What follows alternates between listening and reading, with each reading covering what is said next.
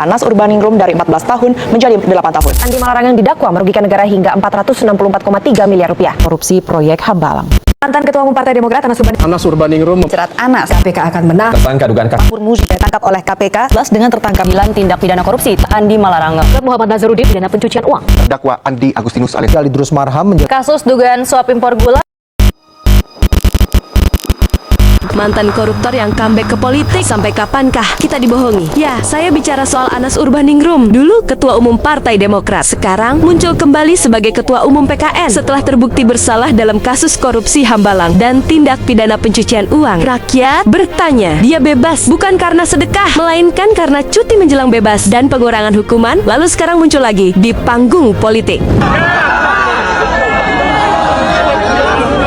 Rp1 saja Anas korupsi Hambalang, gantung Anas di Monas. Gantung Anas di Monas. Siapa Anas itu? Sebelumnya Anas Urbaningrum menjabat Ketua Umum Partai Demokrat 2010 sampai 2013. Kemudian kasus proyek Hambalang menyeret namanya. Ia didakwa menerima fee, gratifikasi, dan juga melakukan pencucian uang menyamarkan aset, rumah, tanah agar tak mudah dilacak. Pengadilan Tipikor Jakarta memvonisnya 8 tahun penjara dan denda plus kewajiban mengembalikan uang pengganti puluhan miliar rupiah dan dolar Amerika Serikat sekitar 57,59 miliar rupiah dan uang dolar 5,26 juta. Tapi loh, kok bisa di tingkat kasasi dan PK kemudian dipotong dari 14 tahun menjadi 8 tahun. Lebih ngenesnya teman-teman, sebelum masa hukumannya banner-banner selesai, ia mendapat cuti menjelang bebas selama sekitar 3 tahun. Tanggal 10 Juli tahun 2023, Anas dinyatakan bebas murni dari Bapas Bandung. Tak lama kemudian, Partai PKN sudah menyiapkan karpet merah agar Anas menjadi ketua umum pada 14 Juli tahun 2023 lewat Munas luar biasa. Anas terpilih secara aklamasi sebagai ketua umum PKN menggantikan Gede Pasek Suardika. Anas dan pendukungnya menyebut partai ini bukan milik saya atau keluarga saya. Tapi pertanyaannya, siapa yang berada di balik comebacknya? PKN sendiri didirikan oleh mantan kader Demokrat dan loyalis Anas seperti Gede Pasek Suardika. Pasek sebagai ketua partai sebelumnya sering menyebut bahwa jabatan ketua umum akan diserahkan ke Anas setelah ia bebas. Jadi bukan kebetulan comeback politiknya sistematis dengan dukungan jaringan lama. Teman-teman, kita boleh punya demokrasi, tapi kalau orang yang telah terbukti merampas uang rakyat lalu bebas, lalu muncul lagi dalam lingkaran kekuasaan, itu bukan demokrasi, itu sirkus demokrasi. Kalau tak ada pengusutan lebih lanjut, kalau tak ada transparansi, kita harus tanya, siapa yang menekan sistem agar mereka mantan koruptor bisa cuti menjelang bebas? Siapa yang membakar politiknya, logistiknya? Maka potensi korupsi akan terulang. Relasi dan jaringan yang memuluskan jalan. Rakyat tak butuh drama panggung, kita butuh keadilan, institusi yang bersih, dan pengusutan tuntas. Jadi Anas boleh kembali, tapi apakah sistem moral, hukum, dan etika bangsa kita ikut bebas mutlak? Mari kita jaga mata, catat jejaknya, dan terus tekan agar mereka bertanggung jawab.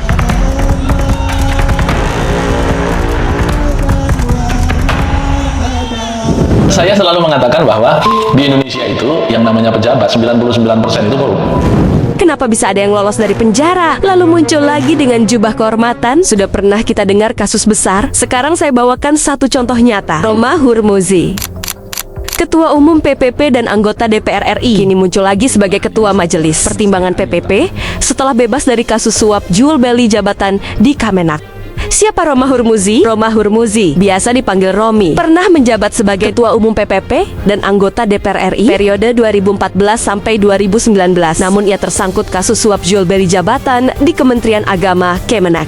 Pada 15 Maret tahun 2019, KPK menggelar OTT dan menemukan bukti uang sekitar 156 juta rupiah lebih yang terkait transaksi. Uang itu dikaitkan dengan proses seleksi jabatan pimpinan tinggi di Kemenak Kanwil, yakni pejabat yang ingin kenaikan melalui jalur suap, vonis, dan pemotongan hukuman dalam persidangan di Tipikor. 20 Januari tahun 2020, Romi dijatuhi vonis 2 tahun penjara, denda 100 juta rupiah, subsidiar 3 bulan kurungan. Tuntutan jaksa KPK sebelumnya adalah 4 tahun penjara, tambah denda, tambah pencabutan hak politik selama 5 tahun. Hakim memutuskan tidak mencabut hak politik Romi dengan alasan putusan MK 42 PUU ZAI 2015 memperbolehkan ex-napi maju ke jabatan publik jika mengumumkan latar belakang belakangnya. Pada tingkat banding di Pengadilan Tinggi DKI Jakarta, hukuman dipotong menjadi 1 tahun penjara dan denda 100 juta rupiah. Mahkamah Agung kemudian menguatkan putusan tersebut 1 tahun melalui kasasi. Akibat itu, Romi keluar dari tahanan pada 29 April tahun 2020 setelah menjalani masa penahanan sesuai putusan Mahkamah Agung. Comeback ke politik. Setelah bebas, Romi kembali mesra dengan PPP dan pada 2023 diangkat sebagai Ketua Majelis Pertimbangan DPP-PP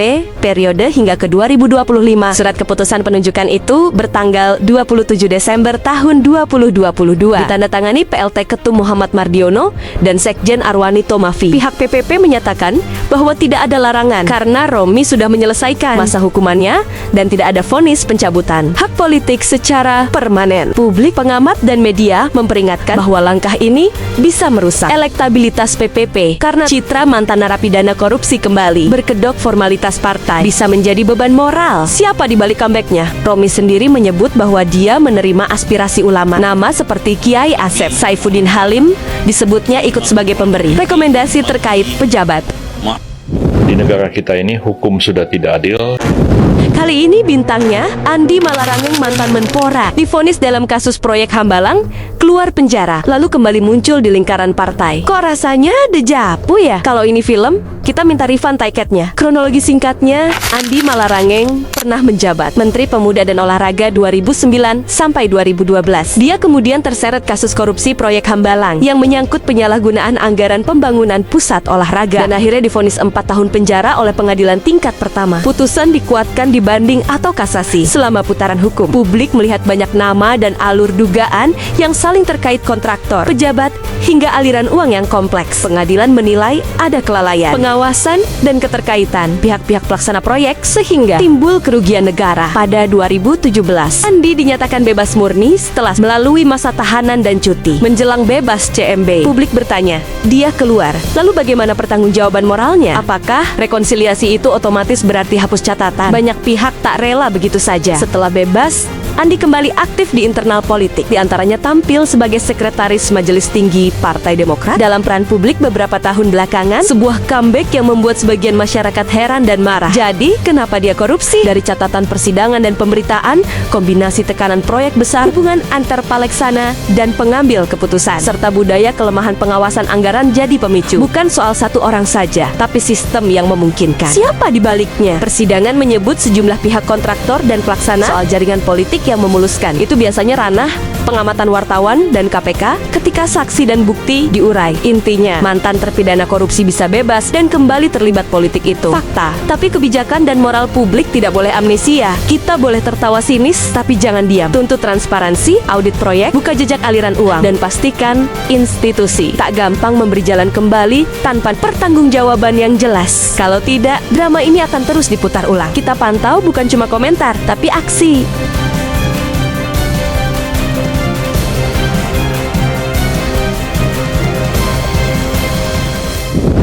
Kita sering dengar cerita dosa lalu, tutup buku, lalu panggung baru. Tapi kenapa buku catatan korupsi tetap tercecer di rak publik? Kali ini kita bahas satu nama yang muncul kembali, Muhammad Nazarudin, Bendahara Umum Partai Demokrat dan anggota DPR RI yang pernah dihukum karena korupsi proyek Wisma Atlet, tambah gratifikasi, tambah pencucian uang, bebas, lalu muncul lagi di panggung politik lewat partai baru. Ayo kita ulas sambil kita geleng kepala. Siapa dia dan apa kasusnya? Muhammad Nazarudin pernah menjabat sebagai Bendahara Umum Partai Demokrat dan anggota DPR periode 2009 sampai 2014, dicerat dalam kasus suap pembangunan Wisma Atlet SEA Games 2011, di mana ia terbukti menerima suap senilai 4,6 miliar rupiah dari manajer pemasaran PT Graha Indah DGI Muhammad L. Idris. Selain suap, juga terbukti menerima gratifikasi dan melakukan pencucian uang terkait dengan perusahaan seperti PT DGI dan PT Nindya Karya dalam beberapa proyek pemerintah. Vonis dan hukuman awalnya diputus di Pengadilan Tipikor 4 tahun 10